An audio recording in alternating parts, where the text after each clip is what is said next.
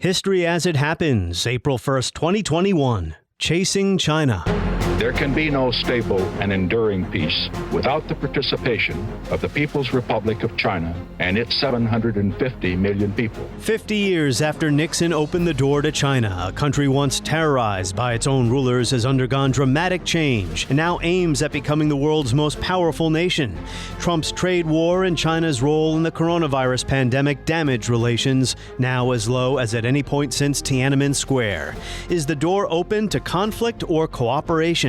That's next as we report History as it Happens, a podcast from the Washington Times. I'm Martin DeCaro. I have taken this action because of my profound conviction. There are new reports of skirmishes and violence in the wake of this weekend's massive military assault aimed at smashing China's pro-democracy demonstration. I'll call on the Chinese leadership publicly, as I have in private channels, to avoid violence and to return to their previous policy of restraint. The reaction is very simple. China has been taking advantage of the United States for many, many years. I'm not just talking about during the Obama administration. You can go back long before that. And it's been taking out 400. When Mao Zedong was leading or dragging China through the disasters of the Great Leap Forward and Cultural Revolution, few Americans might have foreseen the situation we're in today. China, led by its Communist Party, competing to become the most militarily and economically powerful nation. That's a title Americans have taken for granted since the end of the Cold War. Well, as the United States wasted lives and treasure fighting unwinnable wars in the Middle East, China pulled millions of its people out of poverty, although political liberalization has not followed. And now the Biden administration is letting the world know the U.S. is not cool with the way China has put Uyghur Muslims in concentration camps, or with what Secretary of State Anthony Blinken called economic and military coercion in his first meeting with his Chinese counterparts in Anchorage, Alaska. We'll also discuss our deep concerns with actions by China, including in Xinjiang, Hong Kong, Taiwan, cyber attacks on the United States, economic coercion toward our allies. Each of these actions threaten the rules-based order that maintains global stability. That's why they're not merely internal matters and why we feel an obligation to raise these issues here today. China's Yang Jiechi responded in a 20-minute diatribe where he basically said, the U.S. is lecturing us, give it up. Here's Yang through an interpreter. Many people within the United States actually have little confidence in the democracy of the United States, and they have various views regarding the government of the United States. And so began the Biden administration's efforts to reset expectations with China across a broad range of issues. In a moment, we're going to speak with Carla Freeman of the Johns Hopkins School of Advanced International Studies about the way China's Supreme Leader Xi Jinping uses his nation's history to chart the way forward, a selective version of history to justify to his own people why the Communist Party is best suited to restoring China to greatness. Xi Jinping owes much to Deng Xiaoping and has aligned himself with Deng as a reformer. He has tried to say that he's reforming the Chinese economy in new ways, but he does take a lot of notes from the Mao era in his populist approach, his direct reach to the Chinese people. But first, we're going to talk to Washington Times National Security Team Leader Guy Taylor about that meeting in Alaska and other items making news in the U.S.-China story. Guy Taylor, welcome back to the podcast. Hi, Martin. It's good to be with you. Number 3 for you. Soon you're going to be hosting this thing. What do you think of that? I don't know if I could do it as well as you. Oh, you're too kind. So I'll remain the host for now. Let's start with that meeting in Anchorage, Alaska. After the angry exchange of views was out of the way, what was actually on the agenda of the meeting? In some sense, the meeting was like a policy temperature check, sort of a let's throw a range of issues on the table and see how upset that makes our Chinese counterparts. Blinken and Sullivan, I'm told, made it clear that the U.S. is upset about Chinese human rights abuses in Tibet and Hong Kong, as well as in Western China, where Beijing has been accused of carrying out a genocide against Uyghur Muslims. They also made it clear that the Biden administration stands with pro-democracy government in Taiwan, which China has threatened to absorb militarily.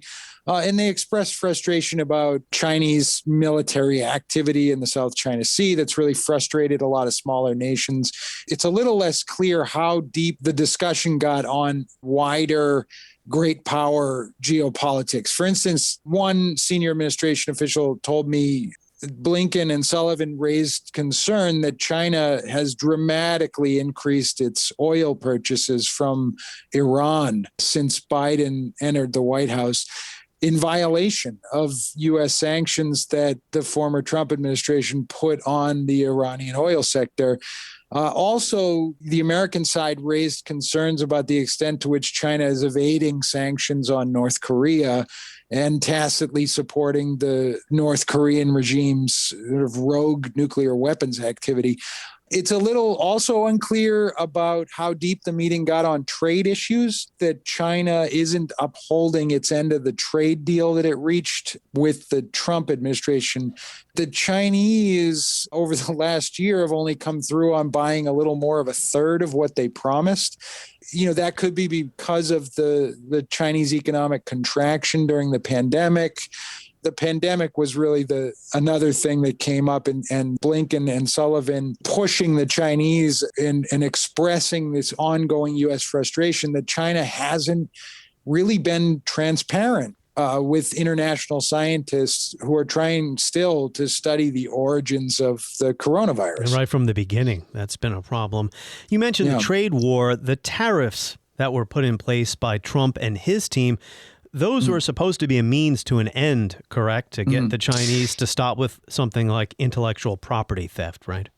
Perhaps. I mean, I think you're giving maybe more credit to the Trump administration there than it deserves. I think the focus of the administration was more that there's a trade imbalance.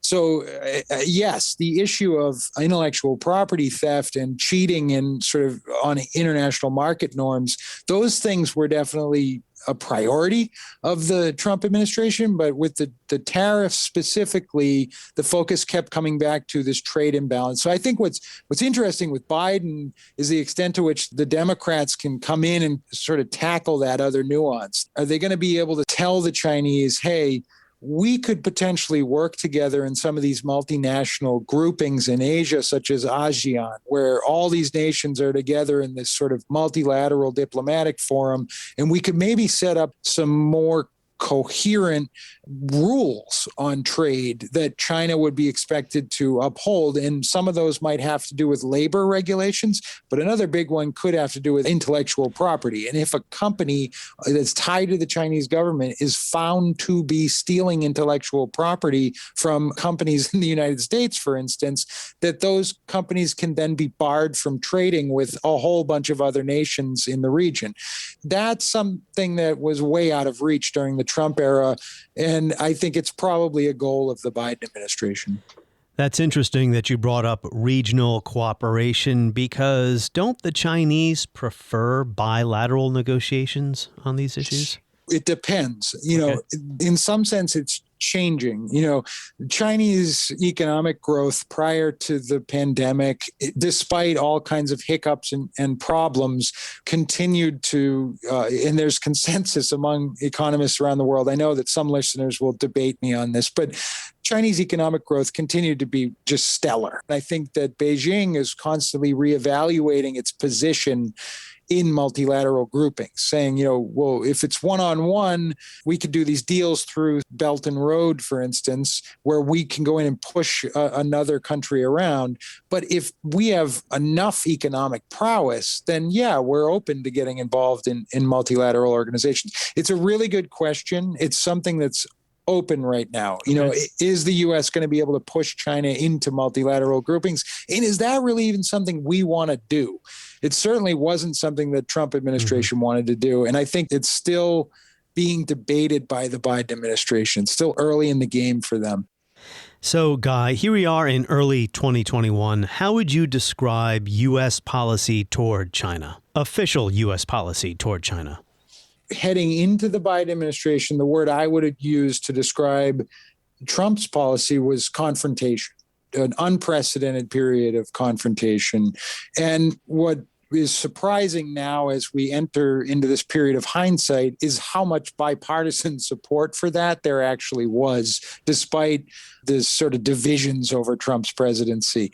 I remember Charles Schumer, the senator from New York, praising the Trump administration. Yes. With Biden, I would say the word out of the gate is competition. They don't want to be as confrontational, but they're throwing this term competition around. As somebody covering this, as a seasoned journalist in Washington, covering national security, also having traveled a great deal in the region and been to China and whatnot, I would also say there's an element of Cold War style containment taking shape, because the Biden administration is making it clear that it wants to run with this idea of the Quad, so to speak, this alignment of the most powerful democracies, pro-capitalist democracies in the Indo-Pacific. That would be India, Japan, and Australia. This alignment with the United States to not only create a security containment around China, but also possibly an economic front that could counter China in its Belt and Road foreign policy. There's still a lot of unknowns about that, but that certainly seems to be something that President Biden and his team have picked up on. It's also something that the Trump administration was trying to push, particularly in its last year, was this idea of this Quad of these U.S. allies that could get together. And there are a lot of questions about whether or not it can work and whether or not there's really buy-in, particularly from the Indians, who've always resisted such alliances, particularly in the Cold War with Russia. But that's how I would describe it. All right, Guy Taylor, Washington Times National Security Team Leader, thank you for checking in with us. Now let's jump into our next conversation with Carla Freeman. She's an Associate Research Professor of China Studies and the Executive Director of the School of Advanced International Studies Foreign Policy Institute at Johns Hopkins, right here in Washington, D.C. Carla Freeman, welcome to the podcast. Thank you. It's a pleasure to join you.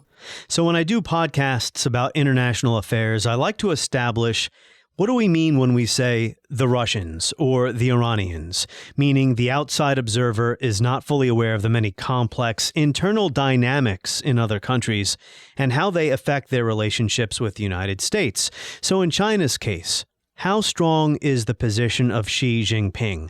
And what are his aims? What is the aim of the Chinese Communist Party? Is it to build a better communist society at home?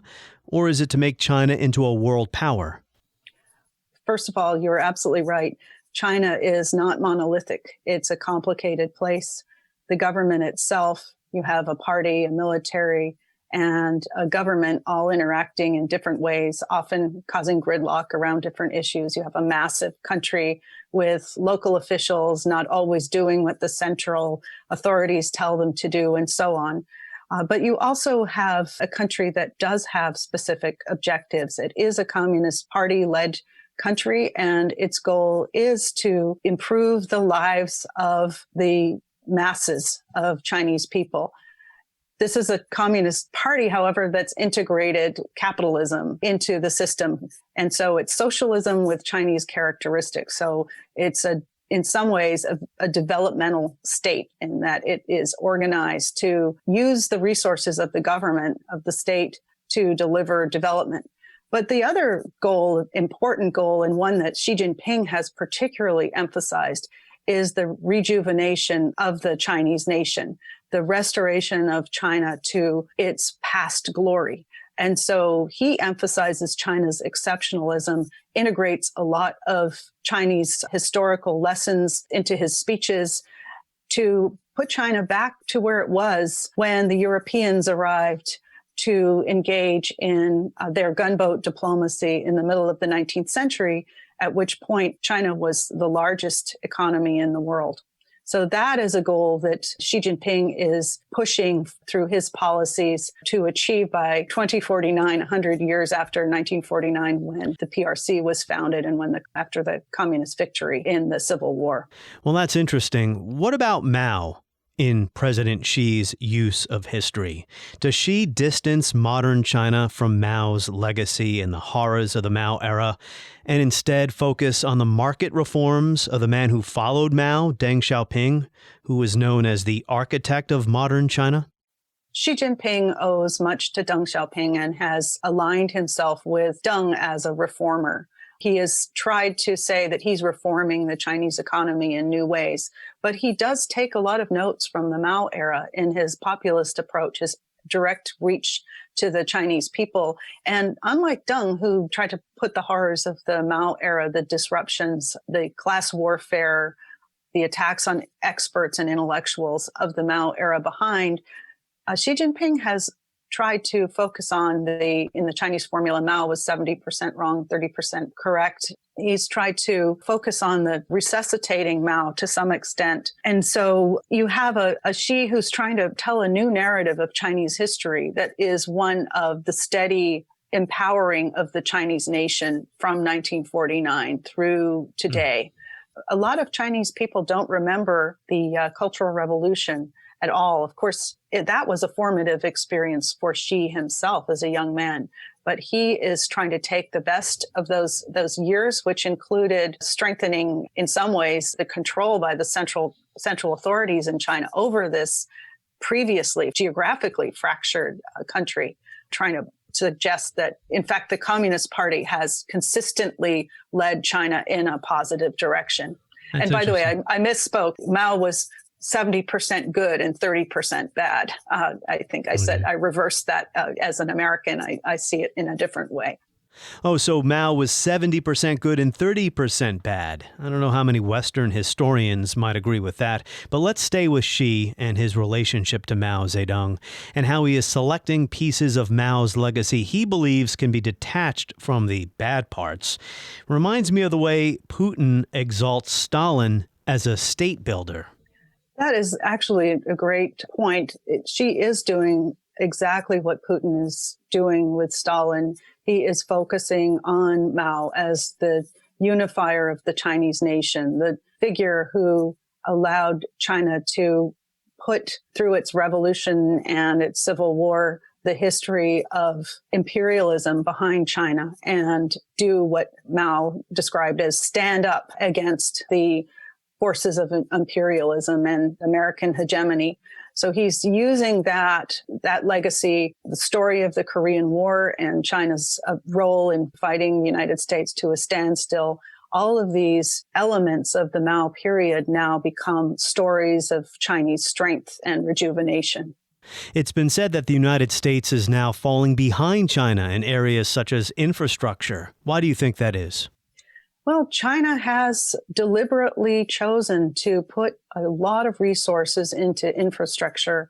There's the adage that if you want to do development, you should build a road, something the Chinese quote all the time. But beyond that, a lot of China's infrastructure construction was the result of the global financial crisis, because this is how China chose to stimulate its economy and with it actually contribute to pulling the world out of the crisis by throwing tons of money at building everything from roads to high-speed rail to subway systems. You now have cities across China, I think almost 50, I think maybe over 40 anyway, now have extensive subway systems.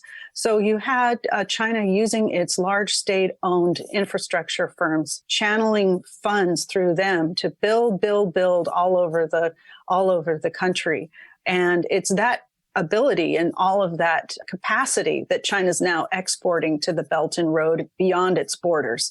But you now have a country that is close to having a highway system that rivals the United States in extensiveness, a high-speed rail network that now allows people to travel from Beijing to Shanghai on high-speed rail in 4 hours and get all over the place, all over the country.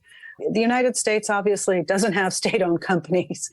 We had in the Obama administration a vision of using infrastructure construction to resuscitate our own economy, but that proved unpopular and ultimately fizzled out. This is an issue. We, when the Chinese come to visit New York, are shocked by the state of the New York subway system. Even the beautiful DC subway system is looking a little decrepit. I remind them, of course, that the New York subway system is over a century old, but it's about time. We need to obviously take a note from all of this infrastructure construction. It would be a positive thing, in my view, for us too. use this to stimulate our economy. The Chinese build hundreds, as you mentioned, hundreds and hundreds of miles of high-speed rail. For those of my listeners who are listening to this who aren't from the D.C. area, the D.C. Metro extending out to Dulles International Airport, building, just a regular train that goes 60, 70 miles an hour, whereas the Chinese are building trains that go more than 200 miles an hour. That's right. They would never build a regular old train to connect a city to an airport, but not to digress on that. That's right. We could wax eloquent about this, but this is something that the Chinese have done really well, and it should inspire us if we're really keen on competing. We have a way to go here. This is a good area to focus on. Some observers, such as Michael Swain at the Carnegie Endowment, to name one, say the U.S. and China are veering toward potentially dangerous confrontation. One situation often cited these days is Taiwan. Where do you stand on that? Well, I think those who focus on the Taiwan issue as a potential flashpoint in U.S.-China relations are absolutely correct.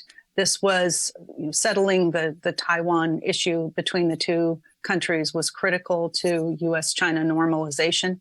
We agreed basically that the people on both sides of the Taiwan Strait agreed there was only one China. With the emergence of a robust, vibrant Taiwanese democracy, that is in question. U.S. policy, because we are such close partners with Taiwan, has started to reflect that. But that strategic ambiguity has been really critical to maintaining stability across the strait, because the Chinese, you asked earlier about China's goals, and one of them is to unify all the pieces of territory that it feels were detached from it during the imperialist era. And Taiwan is one of those pieces. It is intent on unifying Taiwan, ideally peacefully, but certainly would use force. It has not ruled out the use of force. So if the United States starts to take steps, for example, as has been proposed by a number of prominent figures in the United States, Richard Haass of the Council on Foreign Relations, to end strategic ambiguity, which I think Haass proposes as a way of adding stability to the strait, because it would essentially draw a very thick red line and say, if China encroached too much or took steps to attack Taiwan, the United States would absolutely respond with force. In fact, that doesn't give us much wiggle room, and the Chinese might test us, and we might not respond adequately. So Taiwan is a real issue and something we need to manage. The Biden administration needs to manage carefully. And there are other places that could spark, other areas that could spark conflict. For example, just unplanned encounters at sea. Our Navy's doing freedom of navigation operations. We're also engaged in surveillance regularly along the Chinese coast. And we've had collisions between U.S. spy planes and Chinese Air Force before. We've had close encounters. What if one of them ended up in the loss of American lives? How would the United States respond? What if it was a Navy ship with a large crew and many people lost their lives? These are real issues. We used to do some exercises with the Chinese to try to prevent these kinds of unplanned encounters. But right now, there are just a lot of boats running around in the sea. China now has the largest navy. It has a massive coast guard. All these ships are sailing around in the South China Sea, where the U.S. Navy is also patrolling. It's really a risky situation.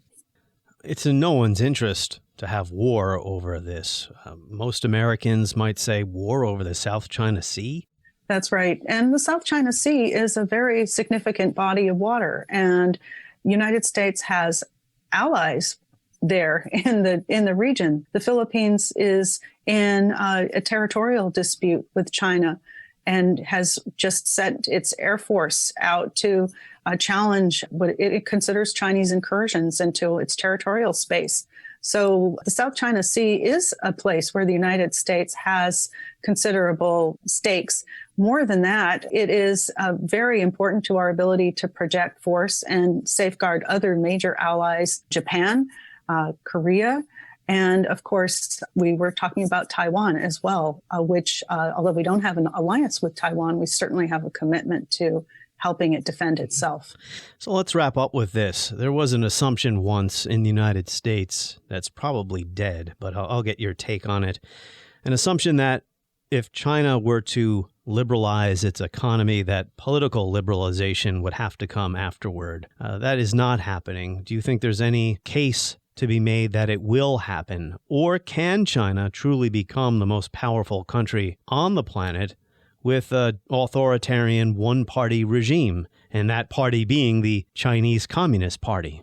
Well, China believes it can, and it believes this is the best, at least at the moment, that this is the best direction for China to go, to continue to have the CCP lead China in a one-party authoritarian system, which it argues is serving the needs of the people. And you'll hear this rhetoric if you listen, and it is more democratic. The Chinese are now arguing it's a different type of democracy than Western liberal democracy. Probably Xi Jinping's biggest mandate is to strengthen the CCP as the vanguard leading party of China, to continue to preserve Chinese stability and lead China's development and China's continuing rise as a global superpower. But the question is, and the Chinese also allude to this, what do the Chinese people want? Modernization theory would tell you that as you make people richer, a middle class emerges, people start to demand things from their government. And so it is not impossible that over time it will be internal dynamics that end up driving political change within China. I think the international community can also support this change in this direction by continuing to keep channels open and have a global economy that weaves Chinese people into societies that are open and lets Chinese people who otherwise would be cut off see the advantages of being able to maximize their personal choices.